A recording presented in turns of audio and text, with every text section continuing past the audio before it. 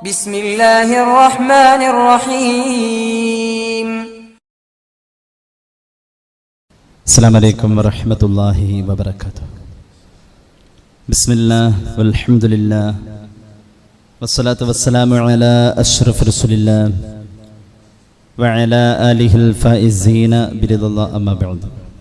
സ്നേഹാദരവുകൾ നിറഞ്ഞ സഹോദരന്മാരെ, അള്ളാഹു നമ്മുടെ ഈ സംഗമം സ്വീകരിക്കട്ടെ. നമ്മുടെ പാപങ്ങൾ അള്ളാഹു പുറത്തു തരട്ടെ. രോഗങ്ങൾ അള്ളാഹു ശിഫയാക്കട്ടെ. മരണപ്പെട്ടവരുടെ ഖബർ അള്ളാഹു സന്തോഷത്തിലാക്കട്ടെ. തെറ്റുകുറ്റങ്ങൾ അവർക്കും നമുക്കും അള്ളാഹു നിരുപാധികം മാപ്പാക്കി തരട്ടെ. നമ്മുടെയും കുടുംബത്തിൻ്റെയും സൃഷ്ട ആയുസ് അള്ളാഹു പൊരുത്തപ്പെട്ട വഴിയിലായി ഇസ്സത്തോടെ സന്തോഷത്തോടെ ദീർഘമായി കഴിഞ്ഞ് ഈമാൻ സലാമത്തായി മരിക്കാനുള്ള മഹാഭാഗ്യം അള്ളാഹു നമുക്കെല്ലാവർക്കും നൽകട്ടെ. മനുഷ്യ ആയുസ്സിൻ്റെ ഒരു വർഷം പിന്നിടുന്ന സന്ദർഭമാണ് ദുൽഹിജ്ജ മാസം യാത്ര പറഞ്ഞ് മുഹറം വന്നു ചേരുന്ന ഈ സന്ദർഭം. പുതിയ ഹിജറ വർഷം നമ്മളിലേക്ക് സമാഗതമാവുകയാണ്. അള്ളാഹു നമുക്കും കുടുംബത്തിനും നാം സ്നേഹിക്കുന്ന നമ്മെ സ്നേഹിക്കുന്ന എല്ലാ സത്യവിശ്വാസികൾക്കും അള്ളാഹുവിൻ്റെ പൊരുത്തത്തിലായുള്ള ആയുരാരോഗ്യ ദീർഘായുസ് തന്ന് അനുഗ്രഹിക്കട്ടെ എന്ന് ഒരിക്കൽ കൂടി ദുആ ചെയ്യുകയാണ്. ഒരു കാലത്തെ മാത്രമല്ല, ദിവസങ്ങളെ നമ്മളുടെ മുന്നിൽ അക്കമിട്ട് അവതരിപ്പിക്കുന്ന ഒരു കലണ്ടറിനെ കൂടി ഈ പുതുവർഷം പിന്നിലാക്കിയിട്ടാണ് കടന്നു വരുന്നത്. കണക്കുകൂട്ടുക എന്ന അർത്ഥത്തിലുള്ള കലണ്ടേ എന്ന ലാറ്റിൻ നാമത്തിൽ നിന്നാണ് കലണ്ടർ എന്ന വാക്ക് നിഷ്പന്നമായിട്ടുള്ളത്. ഇംഗ്ലീഷുകാരൻ അങ്ങനെയാണ് അതിൻ്റെ അടിസ്ഥാനത്തെ കണ്ടെത്തിയിട്ടുള്ളത്. ഭൂമിശാസ്ത്രപരമായും കാലാവസ്ഥാപരമായും സംഭവിക്കുന്ന കാര്യങ്ങളെ അടിസ്ഥാനപ്പെടുത്തിയാണ് ആദ്യകാലങ്ങളിൽ ലോകത്ത് കലണ്ടർ സംവിധാനങ്ങൾ ഉണ്ടായിട്ടുള്ളത്. ഉദാഹരണമായി ചരിത്രത്തിൽ കാണാം, നൈൽ നദിയുടെ വെള്ളത്തിൻ്റെ കയറ്റം അനുസരിച്ച് ആ കാലഘട്ടത്തിൽ ഈജിപ്തുകാർ ഒരു സമയ സംവിധാനത്തെ ഉപയോഗപ്പെടുത്തിയതായി നമുക്ക് കാണാൻ കഴിയും. ആണ്ടുതോറുമുള്ള നൈലിൻ്റെ വെള്ളത്തിൽ വരുന്ന ഏറ്റവ്യത്യാസങ്ങൾ ഈജിപ്തുകാർക്ക് കലണ്ടർ പോലെയായിരുന്നു എന്നതാണ് ചരിത്രത്തിൽ കാണുന്നത്. വാനശാസ്ത്രപരമായ മനുഷ്യൻ പുരോഗതിയിലേക്ക് എത്തിയപ്പോഴും അതുപോലെ തന്നെ ഭൂമിശാസ്ത്രപരമായ പഠനങ്ങൾ പുരോഗമിച്ചപ്പോഴും കലണ്ടർ സംവിധാനങ്ങൾ പല നിലക്ക് വ്യത്യാസപ്പെട്ട് പുതിയ അപ്ഡേഷനിലേക്ക് രൂപപ്പെടുകയുണ്ടായി. നാം ഇന്ന് കാണുന്ന കലണ്ടർ സംവിധാനത്തിൽ മിക്കവാറും ഗ്രിഗോറിയൻ കലണ്ടറിനെ അവലംബിക്കുന്ന, അതായത് ജാനുവരി കലണ്ടറിനെ അവലംബിക്കുന്ന ഒരവസ്ഥയാണ് കണ്ടുവരുന്നത്. ആകാശത്തിലെ ഗോളങ്ങളെ അടിസ്ഥാനപ്പെടുത്തി കലണ്ടർ സംവിധാനങ്ങൾ നിലവിൽ വന്ന് BC 45 ആദ്യമായി കലണ്ടർ വരുന്നു എന്നതാണ് ചരിത്രം പറയുന്നത്. വാനശാസ്ത്രജ്ഞനായിരുന്ന സോസിൻ ജിൻസിയുടെ ഉപദേശപ്രകാരം ജൂലിയസ് സീസർ ആണ് ജൂലിയൻ കലണ്ടർ സംവിധാനത്തിന് തുടക്കമിട്ടത്. അതായത് ഇന്ന് നാം കാണുന്ന ജാനുവരി കലണ്ടറിൻ്റെ പിതാവ് എന്നാണ് ആ കലണ്ടറിനെ കുറിച്ച് പറയപ്പെടുന്നത്. ധാരാളം അപാകതകൾ നിറഞ്ഞിട്ടുള്ള ഒരു കലണ്ടറായിരുന്നു പ്രസ്തുത കലണ്ടർ. ജൂലിയസ് സീസർ രൂപം കൊടുത്ത ജൂലിയൻ കലണ്ടർ, കലണ്ടറിൻ്റെ മുൻഗാമി എന്നാണ് അതിനെക്കുറിച്ച് പറയുന്നത്. അതിൽ 365 വർഷങ്ങൾ തന്നെ, 365 ദിവസങ്ങളാണ് ഒരു വർഷത്തെ സൂചിപ്പിക്കാൻ വേണ്ടിയിട്ട് ഉപയോഗിച്ചിരുന്നത്.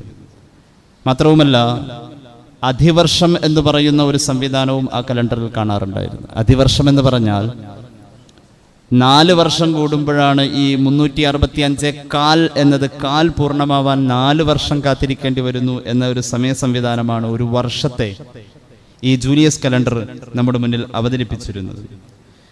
പിന്നീട് അതിൻ്റെ പിൻഗാമിയായി ഗ്രിഗോറിയൻ കലണ്ടർ വന്നു.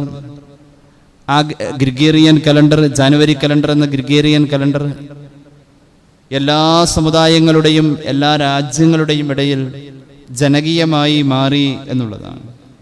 ജൂലിയൻ കലണ്ടറിനെ പരിഷ്കരിച്ചുകൊണ്ട് 1528 ഫെബ്രുവരി മാസം 24-ാം തീയതി 13-ാം മാർപ്പാപ്പയായിരുന്ന പോപ്പ് ഗ്രിഗറി ദാമൻ എന്ന മാർപ്പാപ്പയുടെ ഇടയ കൽപ്പന അനുസരിച്ച് ആ കാലഘട്ടത്തിൽ, അതായത് 1528 ഈ ജാനുവരി കലണ്ടർ നിലവിൽ വരുന്നത്. അങ്ങനെ വന്നതിന് ശേഷം എല്ലാ രാജ്യങ്ങളും അത് അംഗീകരിച്ചില്ല എന്നുള്ളതാണ്. ഒരു കലണ്ടറിൻ്റെ ചരിത്രപരമായ അന്വേഷണങ്ങളിൽ അതിൻ്റെ പിന്നിലൊരു ത്യാഗം കാണണമെന്നുള്ളതാണ്. ഏതായാലും ജാനുവരി കലണ്ടറിൻ്റെ പിന്നിൽ അങ്ങനെ ഒരു ത്യാഗം ചരിത്രത്തിൽ റിപ്പോർട്ട് ചെയ്യപ്പെടുന്നതായി കാണുന്നില്ല. ഒരുപാട് അപാകതകൾ ജാനുവരി കലണ്ടറിൽ ഉണ്ട് എന്നും ചരിത്ര പഠനങ്ങൾ നമ്മുടെ മുന്നിൽ വ്യക്തമാക്കുന്നുണ്ട്. ഞാൻ എന്തിനാണിത് പറയുന്നത്? ഒരു ഹിജറ വർഷം നമ്മോട് യാത്ര പറഞ്ഞ് പുതിയൊരു ഹിജറ വർഷം നമ്മിലേക്ക് വരുമ്പോൾ ഒരു വർഷം എന്ന അടിസ്ഥാനത്തിൽ ഹിജറ വർഷത്തെ നമ്മൾ പരിഗണിക്കുക, അല്ലെങ്കിൽ മാസങ്ങളെ പരിഗണിക്കുക, ഹിജറ വർഷ കലണ്ടർ അനുസരിച്ച് നമ്മുടെ കാര്യങ്ങളെ തീരുമാനിക്കുക എന്നതിൽ ഓരോ വർഷങ്ങൾ ചെല്ലുന്തോറും മുസ്ലിം സമൂഹം പിന്നോട്ട് പോകുന്നു എന്നുള്ളതാണ്. ഹിജറ വർഷ കലണ്ടർ അങ്ങനെ അസ്തമിച്ചു പോകുന്നതല്ല, എന്നാൽ പോലും നമ്മുടെ ജീവിതത്തിൽ എവിടെയൊക്കെയോ അതിനൊരു മങ്ങൽ സംഭവിക്കുന്നുണ്ട്. ബദരീങ്ങളുടെ ആണ്ട് എന്ന് പറഞ്ഞ് റമദാൻ 17, റബീഉൽ അവ്വൽ 12, പുണ്യ നബി സല്ലല്ലാഹു അലൈഹി വസല്ലം തങ്ങളുടെ ജനനം, ഇങ്ങനെയൊക്കെ പറഞ്ഞ് ചില ഡേറ്റുകൾ മാത്രം നമ്മുടെ മനസ്സിൽ തിങ്ങി നിൽക്കുന്നു എന്നല്ലാതെ അതിനപ്പുറത്തേക്ക് നമ്മൾ അതിനെ ഉപയോഗിക്കാൻ, സ്വന്തം ജീവിതത്തിൽ വാപ്പയുടെ മരണദിവസത്തെ കണക്കുകൂട്ടാൻ, ഉമ്മയുടെ മരണദിവസം, മകൻ ജനിച്ചത്, ഇതിനൊക്കെ ഒരു പക്ഷേ പുതിയ തലമുറ അവലംബിച്ചു പോരുന്നത് ഗ്രിഗോറിയൻ കലണ്ടർ എന്ന ജാനുവരി കലണ്ടറാണ്. ധാരാളം അപാകതകൾ അതിനുണ്ട്. എന്നാലും ഏതൊരു വീടിൻ്റെയും ചുമരിൻ്റെ മുകളിൽ തൂങ്ങിക്കിടക്കുന്നതും ഈ കലണ്ടറാണ്. ചരിത്രപരമായി ഏറെ വൈകി വന്ന ഒരു പുതുക്കക്കാരനാണ് ഗ്രിഗോറിയൻ കലണ്ടർ. ഏകദേശം 490 പരം വർഷം പഴക്കമേ അതിന് കാണപ്പെടുന്നുള്ളൂ. സ്പെയിനിലും പോർച്ചുഗലിലും അതുപോലെ തന്നെ പോളിഷ്, ലിത്വാനിയൻ, കോമൺവെൽത്ത്, ഇറ്റലിയുടെ ചില ഭാഗങ്ങൾ, ഇങ്ങനെ തുടങ്ങുന്ന ചുരുക്കം ചില പ്രദേശങ്ങളിലാണ് ഗ്രിഗോറിയൻ കലണ്ടർ ആദ്യമായി അംഗീകരിച്ചു പോകുന്നത്. ഇംഗ്ലണ്ടും അമേരിക്കയും ഈ അംഗീകാരത്തിൻ്റെ 220 വർഷങ്ങൾക്ക് ശേഷം, അതായത് 1752 സാക്ഷാൽ ജാനുവരി കലണ്ടറിനെ അമേരിക്കയും അതുപോലെ തന്നെ ഇംഗ്ലണ്ടും അംഗീകരിച്ചിട്ടുള്ളത്. 923 ഫെബ്രുവരി 15 ഗ്രിഗോറിയൻ കലണ്ടർ അംഗീകരിച്ച അവസാന രാജ്യമായി ഗ്രീസ് രംഗത്ത് വരുന്നത്. ഞാനിത് പറയുന്നതൊന്നും ഒരു മുസ്ലിം ഭൂരിപക്ഷ പ്രദേശങ്ങൾ അല്ല. എന്നാലും ഗ്രിഗോറിയൻ കലണ്ടറിന്റെ അംഗീകാരം വളരെ വൈകി വന്നു എന്നതാണ്. നേരത്തെ പറഞ്ഞ ജൂലിയൻ കലണ്ടറിന്റെ എല്ലാ പോരായ്മകളും ഇതിൽ ഉൾക്കൊള്ളുന്നതോടൊപ്പം തന്നെ അതിൻ്റെ ഒരു പിൻഗാമിയായി ലോകത്ത് നിലനിൽക്കുകയും ചെയ്തു. 10 മാസമാണ് ഈ ജാനുവരി കലണ്ടർ ആദ്യം ലോകത്തിൻ്റെ മുന്നിൽ അവതരിപ്പിക്കപ്പെട്ടപ്പോൾ ഉണ്ടായിരുന്നത്. പിന്നീടാണ് അതിലേക്ക് 11ാമനായി ജാനുവരി കടന്നു വരുന്നത്. ജാനുവരി കലണ്ടർ കടന്നു വരുന്നത് ഏകദേശം 7ാം നൂറ്റാണ്ടോടുകൂടെയാണ്.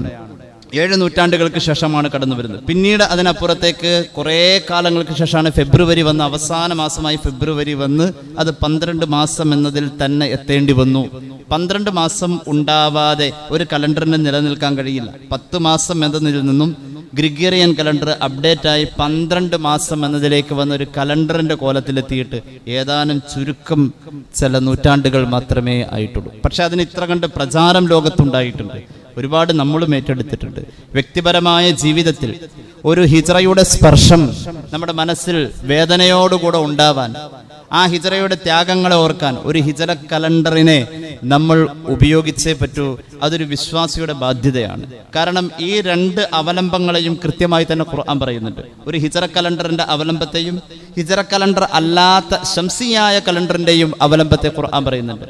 അത് ജൂലിയൻ കലണ്ടർ ആയാലും അതുപോലെ തന്നെ ഗ്രിഗോറിയൻ കലണ്ടർ ആയാലും ഹിജ്റ കലണ്ടർ അല്ലാത്ത കലണ്ടറുകളെ അവലംബിക്കുന്നവരുടെ കണക്കുകൂട്ടലുകളുടെ പിഴവുകളിൽ വർഷങ്ങളുടെ വ്യത്യാസങ്ങളെ ഖുർആൻ വളരെ കൃത്യമായി തന്നെ സൂറത്തുൽ കഹ്ഫിൽ ചരിത്രം പറയുന്നു. അസ്ഹാബുൽ കഹ്ഫിന്റെ ഉറക്കത്തെക്കുറിച്ച് അവിടെ വളരെ വ്യക്തമായി തന്നെ പറയുന്നുണ്ട്. ലോകത്ത് കലണ്ടർ സംവിധാനം തുടങ്ങിയത് എപ്പോഴാണെന്ന് അറിയൂ? അള്ളാഹുവിന്റെ ഖുർആൻ പറയുന്നത് പ്രപഞ്ചം തുടങ്ങിയ അന്ന് മുതൽക്ക് കലണ്ടർ സംവിധാനം ഉണ്ടെന്നാണ്. ഈ പ്രപഞ്ചം തുടങ്ങിയ അന്ന് മുതൽ അത് അള്ളാഹു സംവിധാനിച്ചൊരു സംവിധാനമാണ്. സമയ സംവിധാനത്തിൽ കലണ്ടർ എന്ന കളം വരച്ചുള്ള ആ രീതി പരിശുദ്ധമായ ഖുർആൻ പറയുന്നു. അഊദു ബില്ലാഹി മിനശ് ശൈത്വാനിർ റജീം.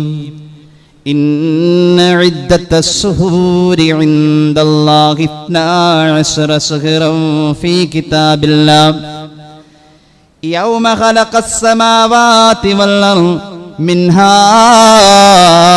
അർബഅത്തുൻ ഹുറും അല്ലാഹു പറയുന്നു, ഈ പ്രപഞ്ചം പടച്ച അന്ന് മുതൽക്ക് ഒരു വർഷം 12 മാസം എന്ന രീതിയിലാണ് അല്ലാഹു സമയത്തെ സംവിധാനിച്ചിട്ടുള്ളത്. യൗമ ഖലഖസ് സമാവാതി വൽ അർദ് മിൻഹാ അർബഅത്തുൻ ഹുറും. അതിൽ 4 പവിത്രമാണ്. ആ 4 മാസം യഥാക്രമം ദുൽഖഅദ, ദുൽഹിജ്ജ, മുഹറം, പിന്നെ റജബ്. മഹാനായ സയ്യിദന ഉമർ ഇബ്നുൽ ഖത്താബ് റളിയല്ലാഹു അൻഹു ആണ് മുഹറമിനെ തുടക്കം കുറിച്ച് ഒരു വർഷത്തിന്റെ ആദ്യ മാസമായി മുഹറമിൽ തുടങ്ങി സയ്യിദന ഉമർ റളിയല്ലാഹു അൻഹു അതിന്റെ കൃത്യമായ കളം രൂപീകരിച്ചത് എന്ന് മഹാന്മാർ രേഖപ്പെടുത്തുന്നതായി കാണാം.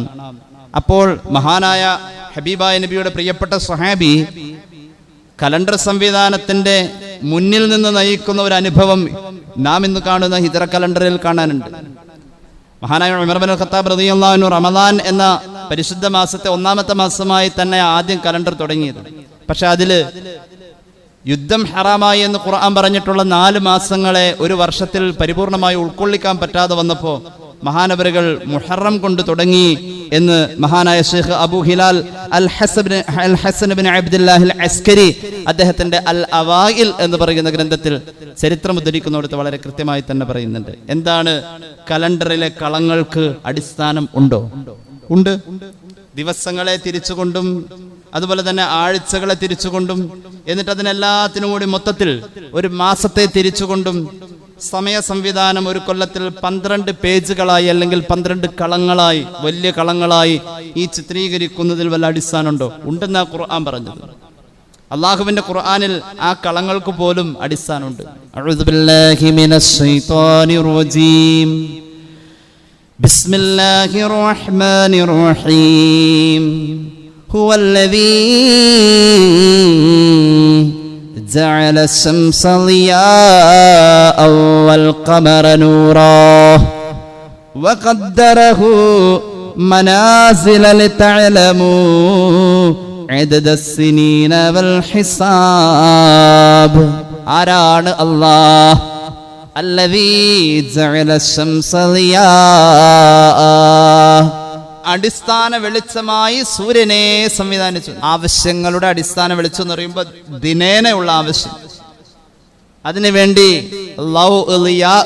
സൂര്യനെ പടച്ചു. അവനാണല്ലോ. കണ്ടോ, കലണ്ടർ സംവിധാനത്തിൽ ആദ്യം വരേണ്ടത് ദിവസമാണ്. ദിവസത്തെ മുസ്ലിം അടിസ്ഥാനപ്പെടുത്തുന്നത്, ദിവസത്തിന്റെ സമയത്തെ അടിസ്ഥാനപ്പെടുത്തുന്നത് സൂര്യന്റെ വെളിച്ചം അടിസ്ഥാനപ്പെടുത്തിയാണ്. എങ്ങനെ? നമ്മുടെ നിസ്കാരത്തിന്റെ സമയ ക്രമീകരണത്തെ സൂര്യന്റെ വെളിച്ചത്തെ അടിസ്ഥാനപ്പെടുത്തിയാണ്. എപ്പോഴാണ് ളുഹറിന്റെ സമയം? ളുഹറിന്റെ സമയം എപ്പോൾ? അസ്റിന്റെ സമയം എപ്പോൾ? സുബഹി ഖളാ ആകുന്നത് എപ്പോൾ? ഇങ്ങനെയുള്ള അതുപോലെ തന്നെ മഗ്രിബിന്റെ സമയം പ്രവേശിക്കുന്നത് എപ്പോൾ? ഇശാഇന്റെ എല്ലാം സൂര്യപ്രകാശത്തെയും സൂര്യ ഉദയ അസ്തമയങ്ങളെയും അടിസ്ഥാനപ്പെടുത്തി. അപ്പൊ ദിവസത്തെ ഖുർആൻ പറഞ്ഞു. ഇനിയോ പിന്നെ പറഞ്ഞത് സൂര്യനെ അള്ളാഹു പടച്ചു. സൂര്യന്റെ വെളിച്ചം ദിനേനയുള്ള കാര്യങ്ങളുടെ ആവശ്യങ്ങൾക്ക് ഉപയോഗപ്പെടുത്തേണ്ട പ്രകാശം, അത് വിസരണം നടത്തുന്ന, അത് ഉത്ഭവിപ്പിക്കുന്ന ഒരു ഗോളമായി സൂര്യനെ അള്ളാഹു സൃഷ്ടിച്ചു. വൽ ഖമറ നൂറ. പിന്നെ ചന്ദ്രനെയാ പറഞ്ഞത്. ചന്ദ്രനെ പറഞ്ഞു. അത് മാസത്തിലാണ് ചന്ദ്രന്റെ പിറവിയും ചന്ദ്രോദയത്തിന്റെ കാര്യങ്ങളൊക്കെ ഒരു മാസത്തെ അടിസ്ഥാനപ്പെടുത്തിയ മനുഷ്യൻ പരിഗണിക്കാം. അപ്പോൾ ദിവസം കഴിഞ്ഞ് മാസം. പിന്നെ പറഞ്ഞത് ചന്ദ്രന്റെ ഭ്രമണ പരിക്രമണത്തെ കുറിച്ചാണ്. വൽ ഖമറ നൂറൻ വഖദ്ദറഹു മനാസില. ചന്ദ്രന്റെ ഭ്രമണ പരിക്രമണങ്ങൾ, അതിനുവേണ്ടി ചന്ദ്രൻ ഉപയോഗിക്കുന്ന സഞ്ചാരപഥങ്ങൾ, അതാണ് പിന്നെ ആയത്തിൽ പറഞ്ഞത്. അതിൽ നിന്നും കാലാവസ്ഥാ വ്യതിയാനങ്ങളെ കുറിച്ചാണ് പറഞ്ഞത്. എന്തിനാണ് ഇങ്ങനെ അള്ളാഹു സമയ സംവിധാനത്തെ നിങ്ങളുടെ മുന്നിൽ സൂര്യ ചന്ദ്രനെ അല്ലെങ്കിൽ മറ്റു നക്ഷത്രങ്ങളെ കണക്കാക്കി സംവിധാനിച്ചതെന്നറിയുമോ? ലിതഅലമു അദദ സിനീൻ, വർഷങ്ങളുടെ എണ്ണം എടുക്കാൻ വേണ്ടി. ദിവസം, മാസം, പിന്നെ വർഷം. ദിവസങ്ങളുടെ സംഗമം, സഞ്ചയമാണ് ആഴ്ച. എല്ലാം അതിൻ്റെ അകത്ത് വന്നത്. ഇതൊന്നും അല്ലാഹു വെറുതെ പടച്ചതല്ല. മാ ഖലഖല്ലാഹു ദാലിക ഇല്ലാ ബിൽ ഹഖ്. എല്ലാം അങ്ങനെയാണ്. ഇതിനൊരു അടിസ്ഥാനമുണ്ട്. പരിശുദ്ധമായ ഖുർആന്റെ അടിസ്ഥാനമാണ് ഒരു ഹിജ്റ കലണ്ടർ. എത്രയോ നൂറ്റാണ്ടുകൾക്ക് മുമ്പ് ഒരു വർഷം 12 മാസമാണെന്ന് പറയാൻ ഖുർആൻ പിശുക്ക് കാണിച്ചില്ല. ഗ്രിഗറി മാർപ്പാപ്പയുടെ പിന്തുണയോടുകൂടെ പിൽക്കാലത്ത് ജനനമെടുത്ത ജാനുവരി കലണ്ടറിൽ ജാനുവരിയും ഫെബ്രുവരിയും ഒക്കെ വൈകി വന്നു. എന്നാലും ആ 12 മാസങ്ങൾക്ക് പേര് കൊടുത്തിട്ടുള്ള ജാനുവരി, ഫെബ്രുവരി, മാർച്ച് ഇങ്ങനെയുള്ള ഓരോ പേരുകൾക്കും ഓരോ ആരാധനാ പാത്രങ്ങളുടെ പേരുകളുമായി ഒരു വലിയ ബന്ധവും നമുക്ക് ചരിത്രത്തിൽ കാണാൻ കഴിയുന്നുണ്ട്. സമയമുണ്ട്, ഞാൻ ആ ഭാഗത്തേക്ക് കടന്നു വരും. ഏതായാലും പ്രസ്തുത ആയത്ത് മുസ്ലിമിന്റെ ജീവിത ശൈലിയിലൂടെ അവതരിപ്പിക്കപ്പെടേണ്ട ഒരു സമയബോധത്തെ കൃത്യമായി തന്നെ പരിഗണിച്ച് കാണിച്ചു. ദിവസത്തെ നമ്മൾ പരിഗണിച്ച് സൂര്യനെ അടിസ്ഥാനപ്പെടുത്തിയാണ്, മാസത്തെ പരിഗണിച്ചത് ചന്ദ്രനെ അടിസ്ഥാനപ്പെടുത്തിയാണ്. അതുകൊണ്ട് ഒരു ഹിജറ കലണ്ടറിൽ ഒരിക്കലും 365 കാൽ എന്ന അപൂർണത വരുന്നില്ല. കാൽ എന്ന അപൂർണത വരുന്നില്ല. 4 വർഷം കൂടുമ്പോഴാണ് ഒരു ഗ്രിഗോറിയൻ കലണ്ടറിൽ ഒരു പൂർണ്ണവർഷം സംവിധാനം ചെയ്യപ്പെടുന്നത്. 4 വർഷം കൂടുമ്പോൾ ആ 4 വർഷം കൂടുമ്പോൾ ആ വർഷത്തെ അധിവർഷം എന്ന് പറയും. അതായത് ആ വർഷത്തിന്റെ സംഖ്യയെ 4 കൊണ്ട് ഹരിച്ചാൽ സൃഷ്ടം വരാത്ത രീതിയിൽ അധിവർഷം 4 വർഷം കൂടുമ്പോഴാണ്. എന്നാൽ ഹിജറ കലണ്ടറിൽ ഈ കാൽ എന്ന് പറയുന്ന അപൂർണതയുടെ അവസ്ഥയില്ല. എന്തുകൊണ്ട്? ദിവസത്തെ സൂര്യനെ അടിസ്ഥാനപ്പെടുത്തിയ നമ്മുടെ നിസ്കാര സമയങ്ങൾ, അസ്ർ നിസ്കാരത്തിന്റെ സമയത്തിലാണ് പൊതുവെ ഒരു മദ്ഹബിലാണെങ്കിലും ഒരു ചെറിയ കാഴ്ചപ്പാടിൽ ആ സമയത്തിൽ ഒരു മാറ്റമുള്ളൂ. അസ്ർ നിസ്കാരത്തിന്റെ സമയത്തെക്കുറിച്ച് ക്ലോക്കും അതുപോലെ തന്നെ ഘടികാരങ്ങളും വല്ലാതെ ജനകീയമാകുന്നതിന് മുമ്പ് ജനങ്ങൾ വല്ലാതെ പ്രയാസപ്പെട്ട കാലഘട്ടത്തിൽ നിഴലടി കണക്ക് നോക്കി, നിഴല് നോക്കി സമയത്തെ ചിന്തിച്ചിരുന്ന ഒരു കാലം നമുക്കുണ്ടായിരുന്നു. 10 മണിച്ചെടിയും 8 മണിച്ചെടിയും ഒക്കെ ഉണ്ടായിരുന്നു. എന്തിനേറെ, ഓട് പൊട്ടിയതിന്റെ വിടവിലൂടെ ഇറങ്ങി വന്ന പ്രകാശം എവിടെ നിൽക്കുന്നു, വീടിന്റെ കോലായിയുടെ നിഴല് എവിടെ, ഇതൊക്കെ നോക്കിയിട്ട് ഓരോ ആളുകളും ളുഹറിലേക്കും അസ്റിലേക്കുമുള്ള സമയങ്ങളെ തിട്ടപ്പെടുത്തിയിരുന്ന സമയബോധം പഴയ കാലത്തുണ്ടായിരുന്നു.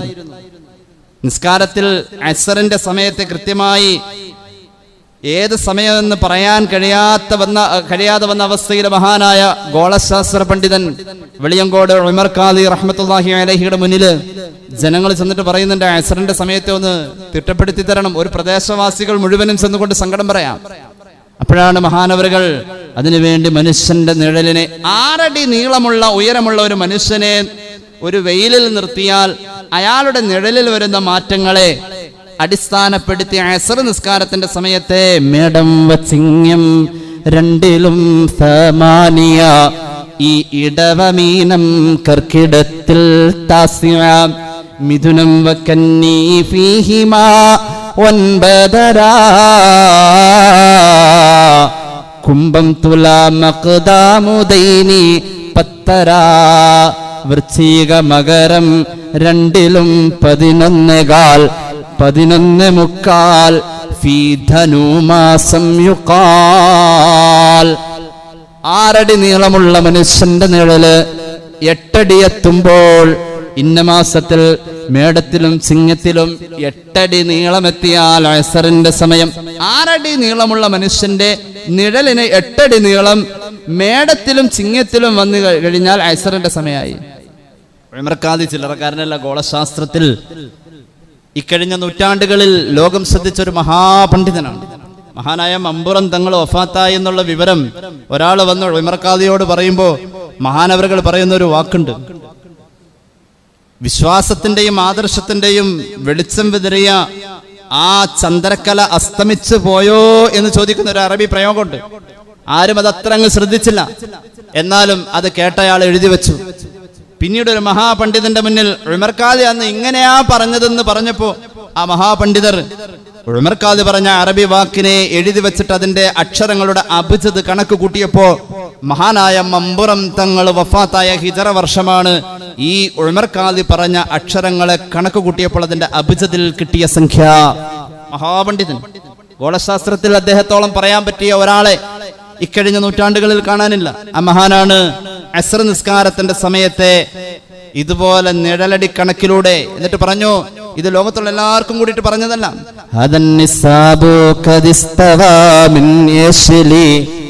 ഇത് എഴിമല മുതലാണ്.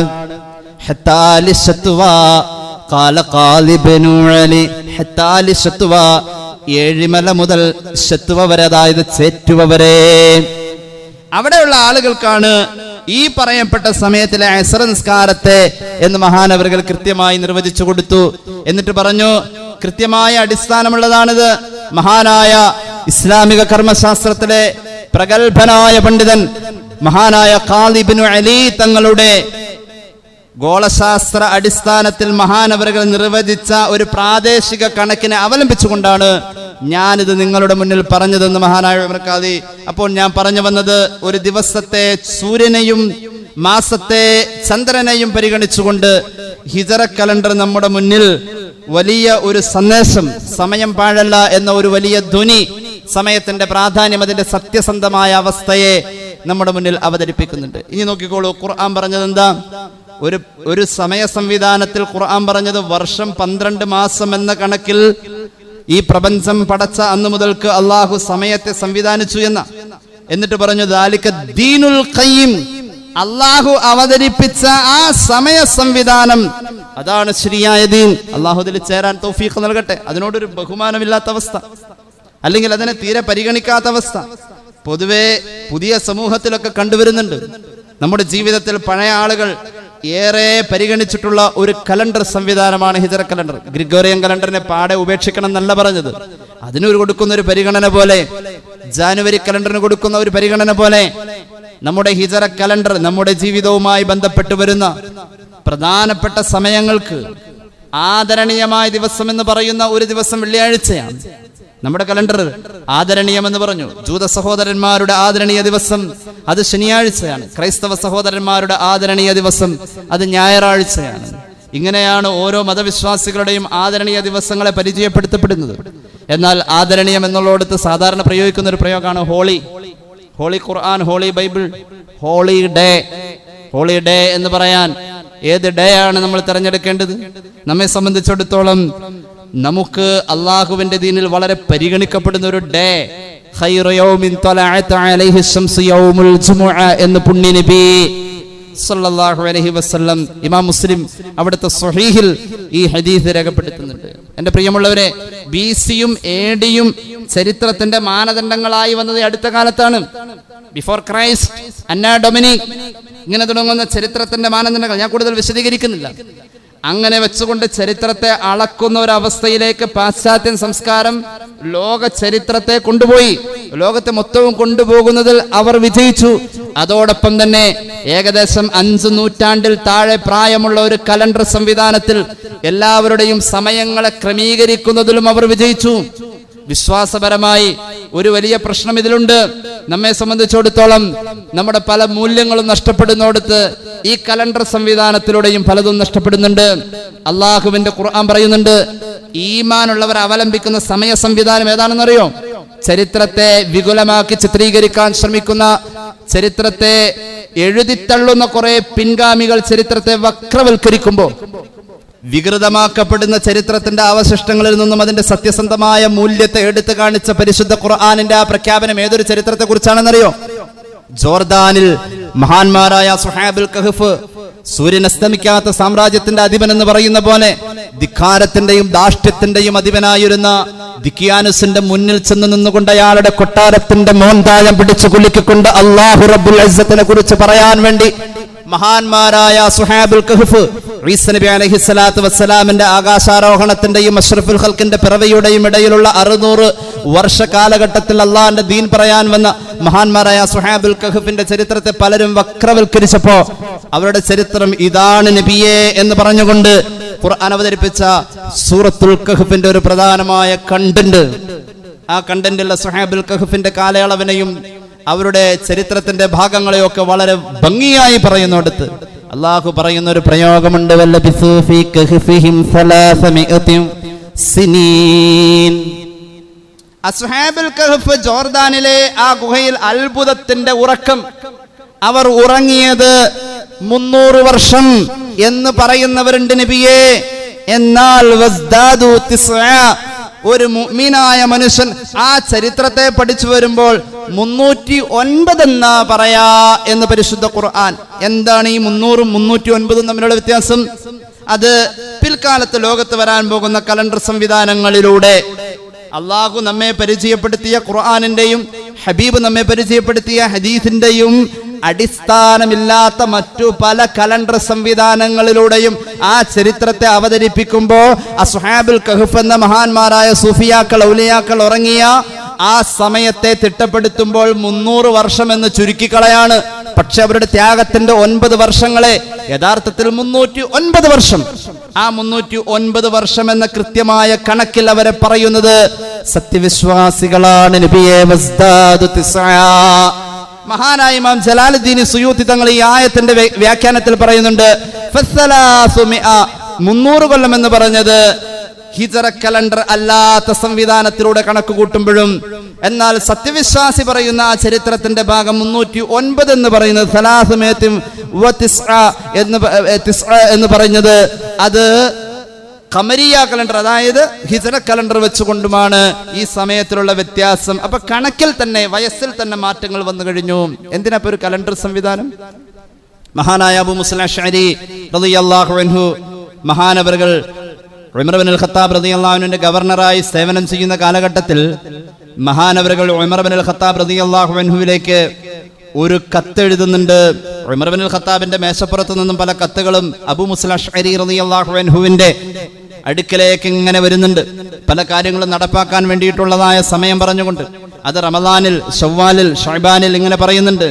അങ്ങനെ വന്നപ്പോൾ ഖദ് ഖറഅനാ സിക്കം മിൻഹു മഹല്ലുഹു ശഅബാൻ ഫമാ നദരി അയ്യു ശഅബാനൈനി അൽ മാളിയ മില്ലാത്തി. അബൂ മുസ്ലിം അശ്അരി തിരിച്ച് കത്തെഴുതി, പ്രിയപ്പെട്ട ഉമർ ഇബ്നുൽ ഖത്താബ് തങ്ങൾ എന്നവരെ, അങ്ങ് പറഞ്ഞ ഈ ശഅബാൻ മാസമുണ്ടല്ലോ, അത് വരുന്ന ശഅബാനാണോ കഴിഞ്ഞു പോയ ശഅബാനാണോ? ഒരു വർഷത്തെ കൃത്യമായി ഞങ്ങൾക്ക് പ്രവചിക്കാൻ കഴിയുന്നില്ല. ഏത് ശഅബാനാ മനസ്സിലാകുന്നില്ല. അബൂ മുസ്ലിം അശ്അരി ചില്ലറക്കാരനല്ല.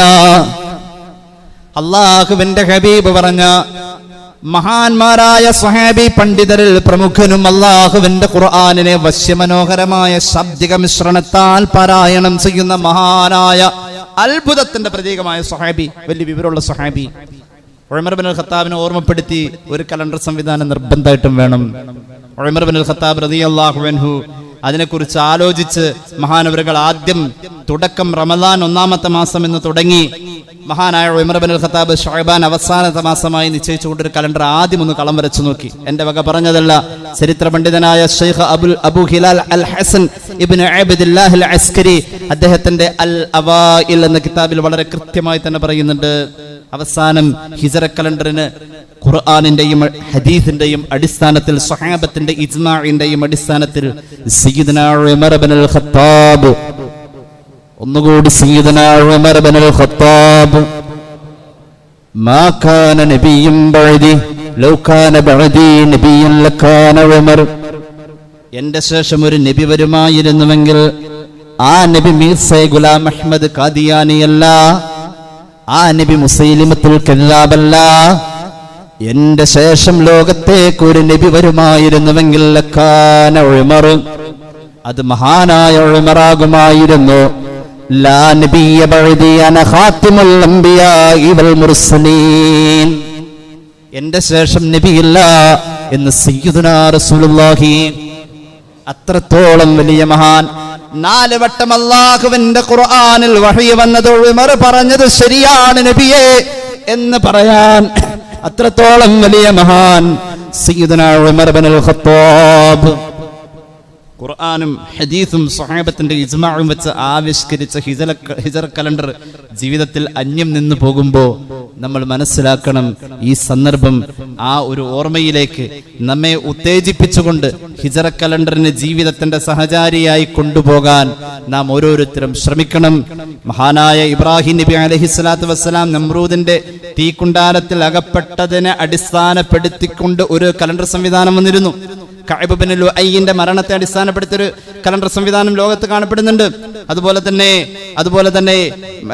അതുപോലെ തന്നെ പിന്നെ കാണുന്നത് ആനക്കലഹം, കഅബ പൊളിക്കാൻ വരുന്നത്, ഇങ്ങനെ പലതും ഉണ്ട്. എല്ലാത്തിന്റെ പിന്നില് ഹിജറ പോലും ഒരു ത്യാഗത്തെ പ്രതിനിധാനം ചെയ്തുകൊണ്ടുള്ള ചരിത്രത്തിന്റെ അവതരണമാണ് എങ്കിൽ സാക്ഷാൽ ജാനുവരി കലണ്ടറിന്റെ പിന്നിൽ ഒരു ത്യാഗമല്ല, ഒരു ജനനം എന്നതാ. ജനനം ത്യാഗമല്ല, എന്നാൽ അതിന് നേരെ തിരിച്ച് ഒരു പ്രസവം എന്നായിരുന്നു പറഞ്ഞിരുന്നുവെങ്കിൽ ഒരു ത്യാഗം കാണുമായിരുന്നു. ത്യാഗത്തിന്റെയും നൊമ്പരങ്ങളുടെയും 1000 ഓർമ്മകൾ ഓരോ മുസ്ലിമിന്റെ ഹൃദയത്തിലും എല്ലാ വർഷവും ഊട്ടി ഉറപ്പിക്കുന്ന ഒരു വലിയ ചരിത്രമാണ് ഹിജറ.